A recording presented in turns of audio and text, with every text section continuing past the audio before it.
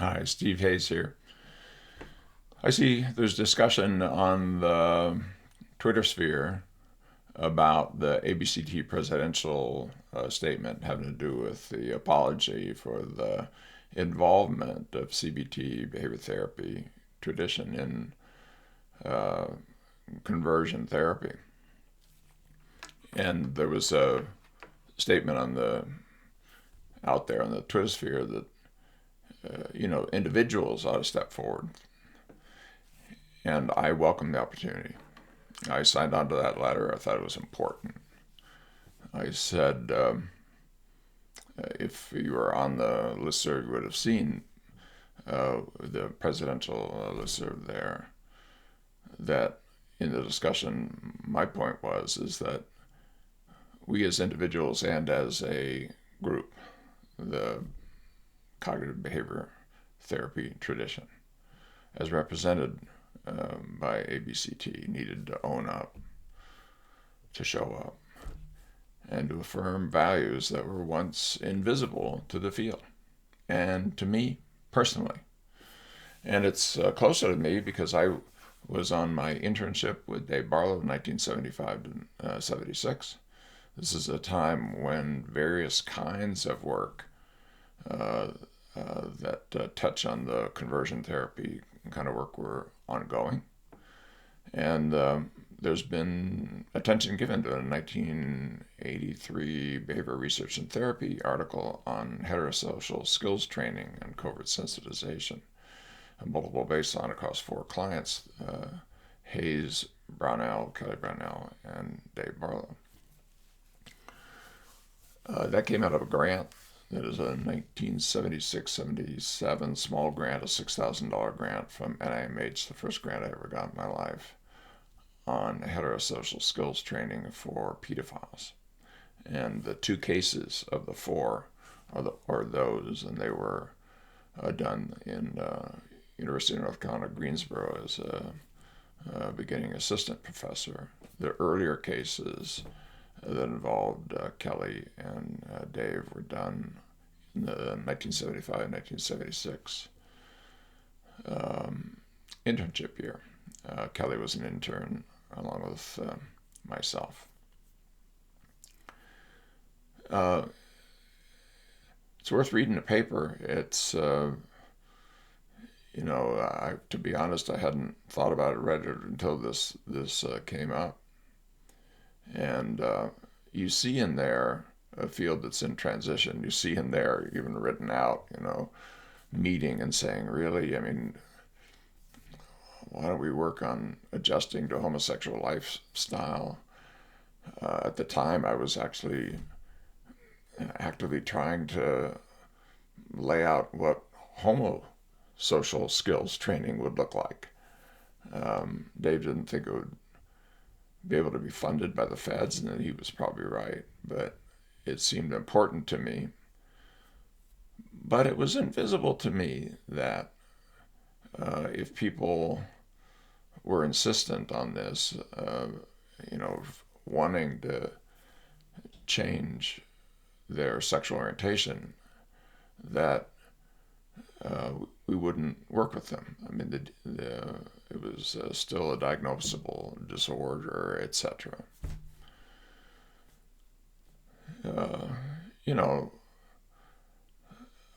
I would say that takes a while for me personally to sort of wrap my head fully around. I mean, I remember being kind of startled when I saw, even decades later, men kissing on television and things like that.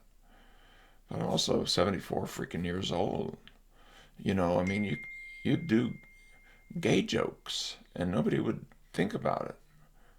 And so the process of kind of showing up and owning up and taking on values, and then trying to repair people who have suffered and people who have been harmed, is something that I think is important. I've tried to apply to my own life, to try to model with my students.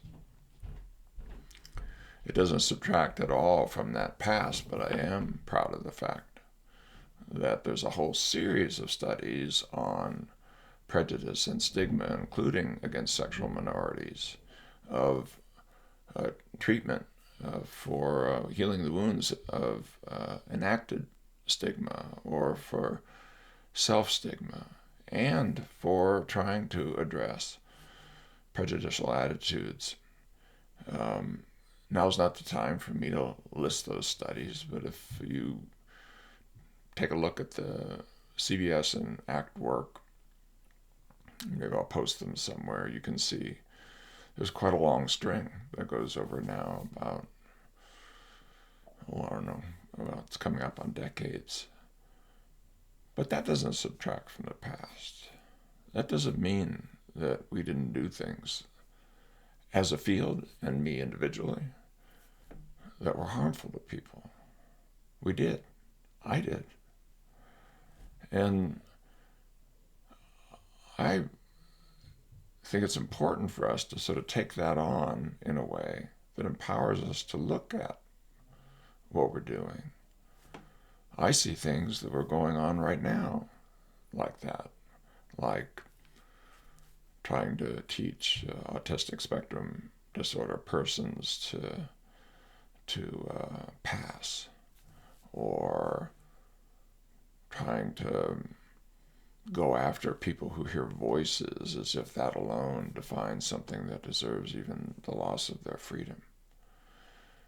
And I think we're doing things now that future generations will look back and say, what were you thinking?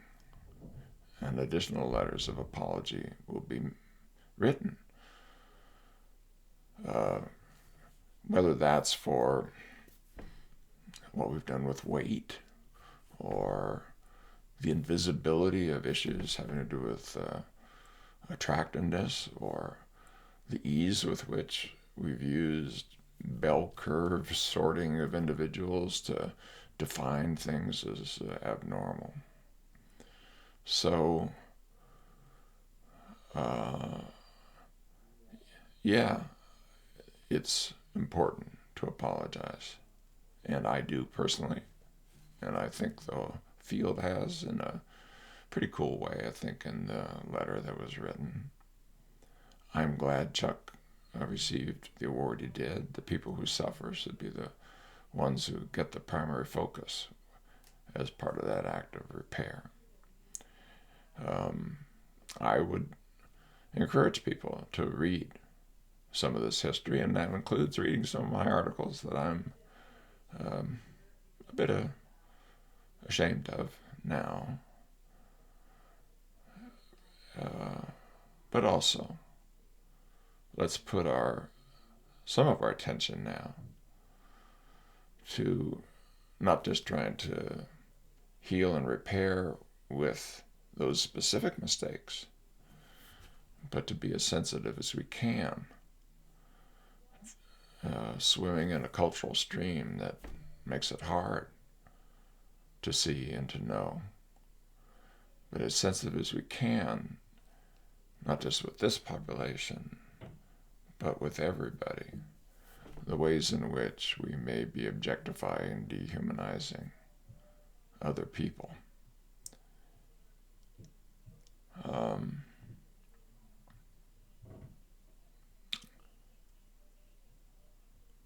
If additional steps should be taken, if I'm not seeing something,